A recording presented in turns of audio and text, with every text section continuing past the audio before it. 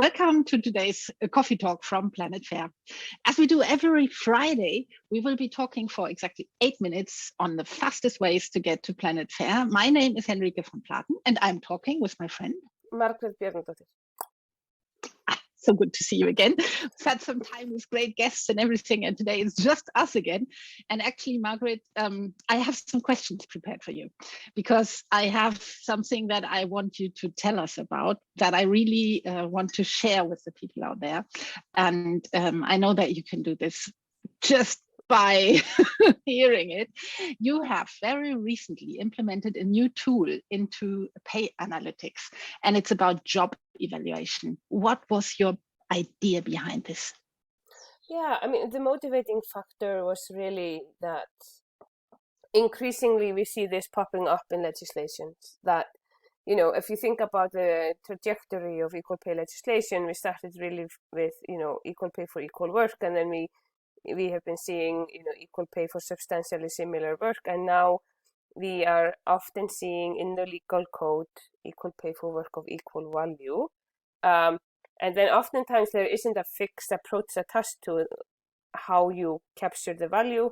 But for example, in Sweden and Canada, there's a mandated approach that you have to, you know, create factors that then, you know, measure the value of each work or each job that you can then compare.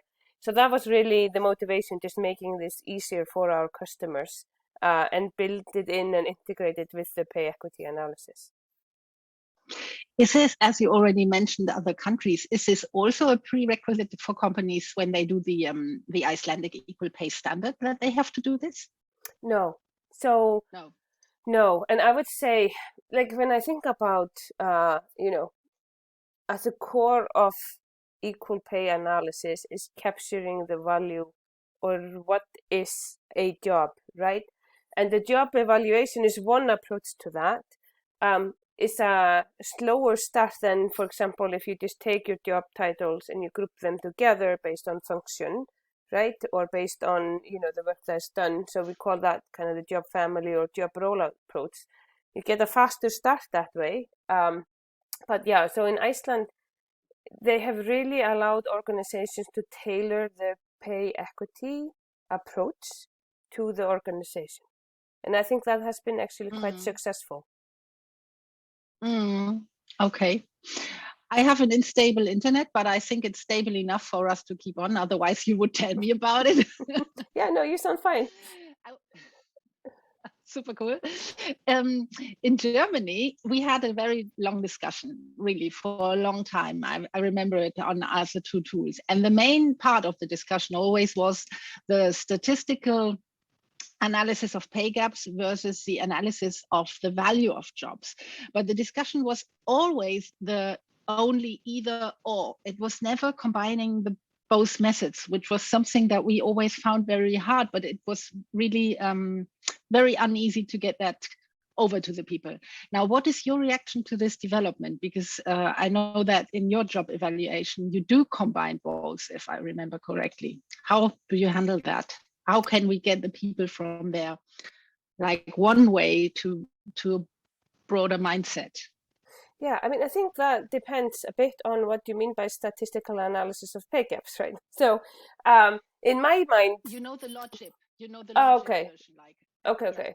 So, yeah, I mean, at the core of any pay equity analysis, whether that's a logip or, you know, something pushed through job evaluation, at the core of it, it always goes into the same type of analysis, which in technical terms is called log linear regression. But really what you're doing is that you're taking all the wages or the compensation, and then you're explaining it with all of these factors. And the only thing that's different between, let's say, logip and then using job evaluation is just what goes into that formula.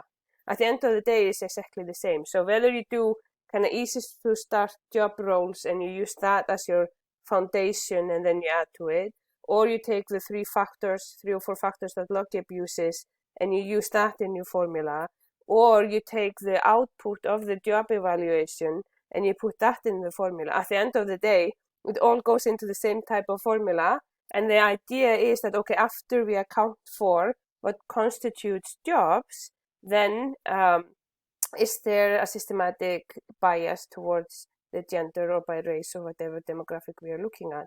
So it's all under the same umbrella. I think at the core, when we think about job roles versus, kind of log-up factors or something similar versus job evaluation, the only difference, fundamental difference, is how we are evaluating, what is work, right? And whom we compare to whom.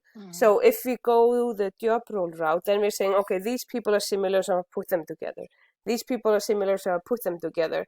And then that becomes the foundation, and then we add maybe, performance or responsibility or management, something to kind of augment it. But at the end of the day, kind of that's your foundation. Versus if we do the job evaluation route, then the value of the work becomes, the kind of the big thing in that equation. And then usually there are only a few extra components that you add to that formula, which are usually then things that organizations want to award, but fall outside the job evaluation scheme. So at the end of the day, it's all the same. And I would say, at least in my mind, the reason why the regulations are pushing towards job evaluations is that allows you to compare very different work with the same kind of ruler. At the end of the day, that's what it is about. So it's about, and that's often motivated by kind of the chronic underpayment of female-dominated jobs, if maybe I can word it that way, right? So that's the motivation that we start comparing computer scientists with nurses or whatever it is, right? So I would say fundamentally it's the same, right? But it's the motivation is a little bit different between, which which approach we take. I don't know if that was the answer you were hoping for, or something. So you were hoping for something else. Yeah, I think it's important exactly to hear it sort of this way. And it was also in my mind that I remember with many companies talking when they start doing pay analysis, they very often straight away come to the questions of culture and how they actually value jobs. So that's sort of the next steps they would do anyway. So I suppose we will see that the tool will be used like that. Or maybe even now, if you have it put together, you can put it in straight away.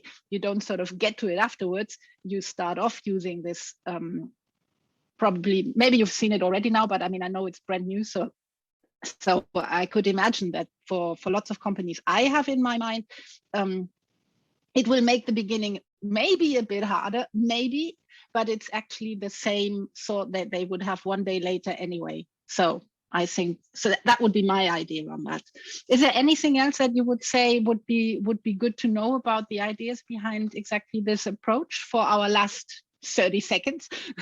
Yeah, I mean, I think the two key things to make it work well. One, give yourself enough time, because you have to go through all of your job roles. You have to go through asking the organization, okay, what is it that we value and how do we value it?